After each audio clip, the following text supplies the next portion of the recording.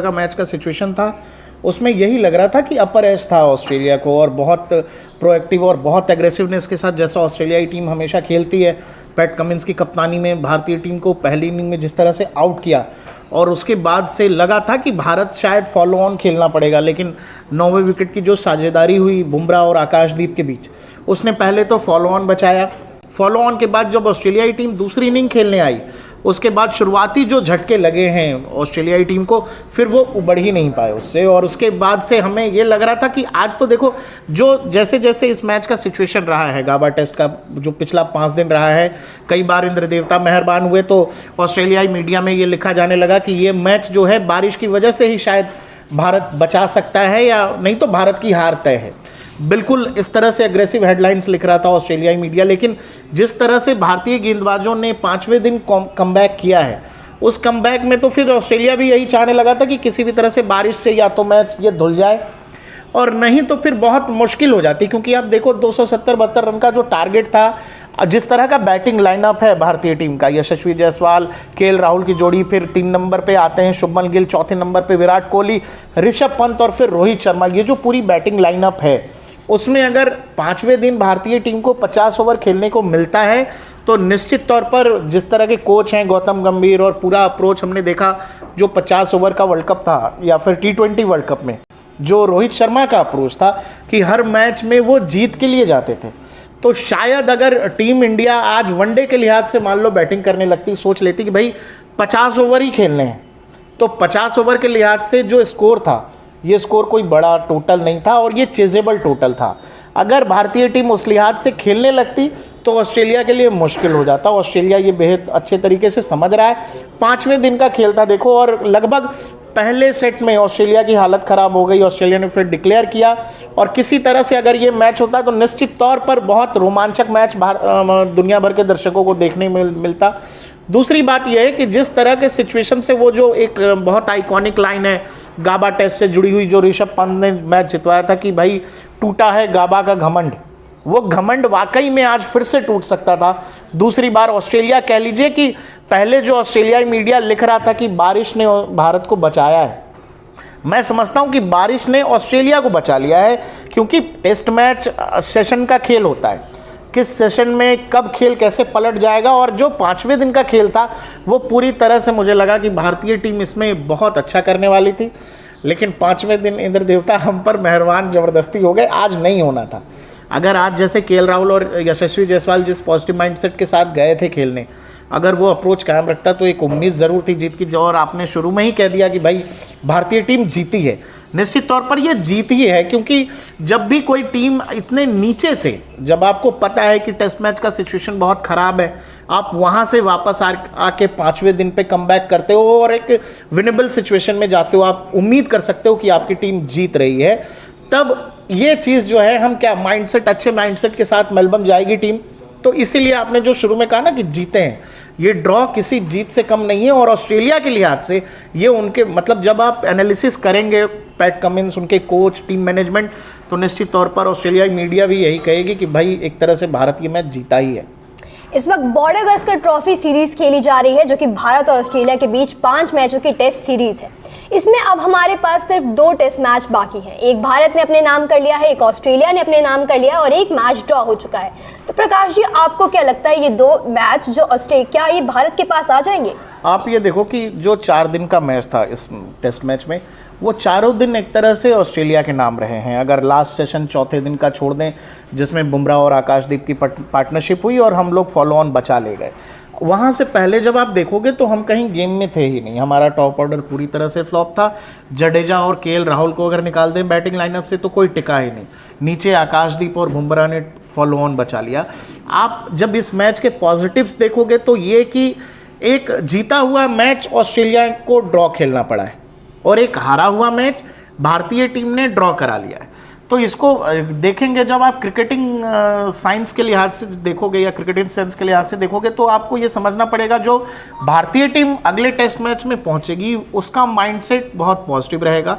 और वहीं जब माइंडसेट की बात करोगे ऑस्ट्रेलिया की, तो देखिए जीता हुआ मैच उनको ड्रॉ करना पड़ा है, वो मैच जो शायद तीसरे चौथे दिन खत्म हो जाना चाहिए, वो मैच 5वें दिन तक चला गया और 5वें दिन ऑस्ट्रेलियाई बैटिंग धाराशायी हो गई बुमराह और बाकी गेंदबाजों के सामने। तो निश्चित तौर पर पैट कमिंस और उनकी टीम के लिए ये बेहद चिंता का विषय है। और मुझे लगता है कि पहला टेस्ट लोगों को लग रहा था बुमराह की कप्तानी में शायद तुक्का लग गया और भारतीय टीम जीत गई, लेकिन बहुत सारी कमज़ोर कड़ियां हैं ऑस्ट्रेलियाई बल्लेबाजी में भी। स्मिथ को हमने देखा कि लेग स्टंप से बाहर जाती गेंद पर वो दूसरी बार आउट हो गए। एक गेंद जो किसी भी तरह से कोई बल्लेबाज नहीं आउट होता, लेकिन ख़राब गेंद पर विकेट दे के जा रहे हैं स्मिथ। ऐसे में जब वो शतक लगाया उन्होंने इसी मैच में, तो मुझे ये लग रहा है कि भारतीय टीम अगले 2 मैचों में बहुत एग्रेसिव खेलने वाली है, पॉजिटिव खेलने वाली है। और ऑस्ट्रेलियाई टीम चाहेगी कि ये वाला जो टेस्ट मैच था जो घटित हुआ है, वो चाहेंगे कि जल्दी से जल्दी इसको भुला दिया जाए। ये जो 3 टेस्ट मैच रहा, उसमें पहले मैच में रोहित शर्मा उपलब्ध नहीं थे, दूसरे मैच में रोहित शर्मा आए तो उन्होंने 6ठे नंबर पर बैटिंग की, तीसरे नंबर पर आए तो भी उन्होंने 6ठे नंबर पर बैटिंग की तीसरे टेस्ट मैच में। तो आपको क्या लगता है कि चौथे टेस्ट मैच में भी रोहित शर्मा 6ठे नंबर पर बैटिंग करेंगे या ओपनिंग करनी चाहिए रोहित शर्मा को? देखो, आज के मैच में लग रहा था जब सेकेंड इनिंग डिक्लेयर हुआ, जब अनाउंस हुआ कि भारतीय टीम अब बल्लेबाजी करेगी, तो मतलब लग रहा था कि शायद चूंकि टोटल था 50 ओवर से कम खेलने को मिलता अगर मैच होता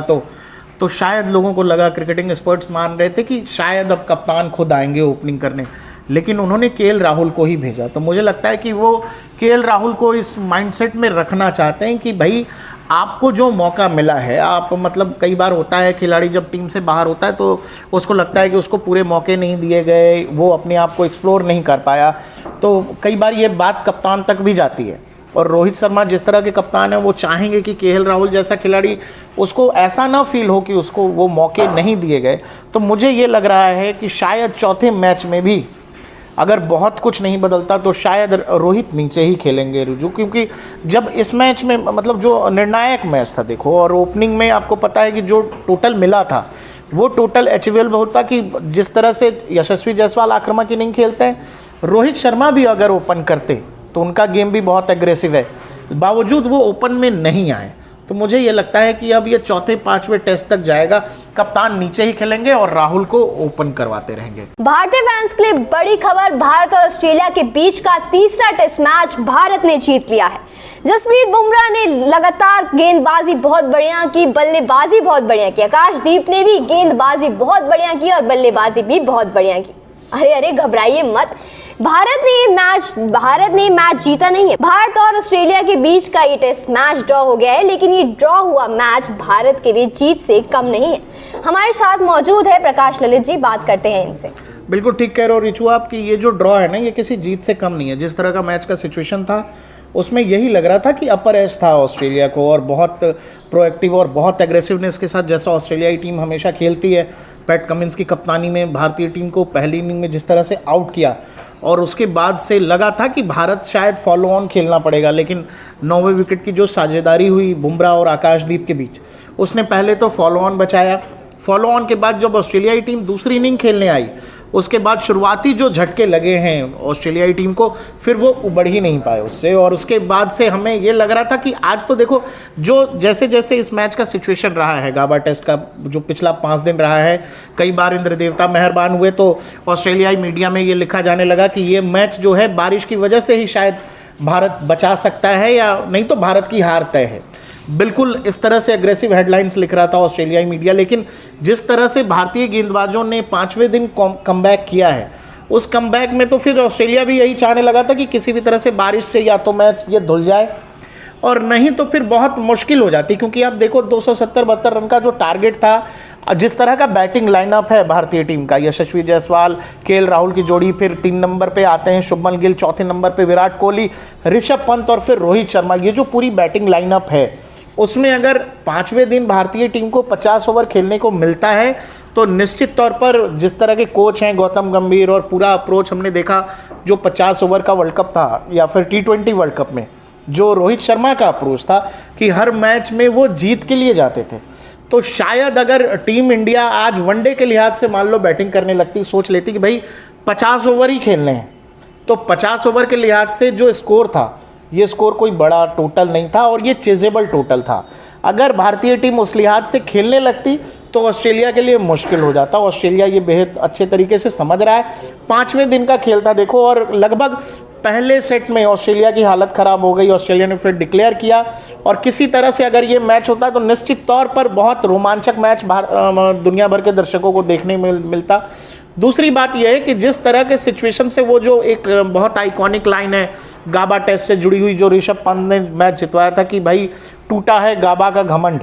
वो घमंड वाकई में आज फिर से टूट सकता था। दूसरी बार ऑस्ट्रेलिया, कह लीजिए कि पहले जो ऑस्ट्रेलियाई मीडिया लिख रहा था कि बारिश ने भारत को बचाया है, मैं समझता हूं कि बारिश ने ऑस्ट्रेलिया को बचा लिया है, क्योंकि टेस्ट मैच सेशन का खेल होता है, किस सेशन में कब खेल कैसे पलट जाएगा। और जो 5वें दिन का खेल था वो पूरी तरह से मुझे लगा कि भारतीय टीम इसमें बहुत अच्छा करने वाली थी, लेकिन 5वें दिन इंद्र देवता हम पर मेहरबान ज़बरदस्ती हो गए। आज नहीं होना था। अगर आज जैसे केएल राहुल और यशस्वी जायसवाल जिस पॉजिटिव माइंडसेट के साथ गए थे खेलने, अगर वो अप्रोच कायम रखता तो एक उम्मीद ज़रूर थी जीत की। और आपने शुरू में ही कह दिया कि भाई भारतीय टीम जीती है, निश्चित तौर पर ये जीत ही है, क्योंकि जब भी कोई टीम इतने नीचे से, जब आपको पता है कि टेस्ट मैच का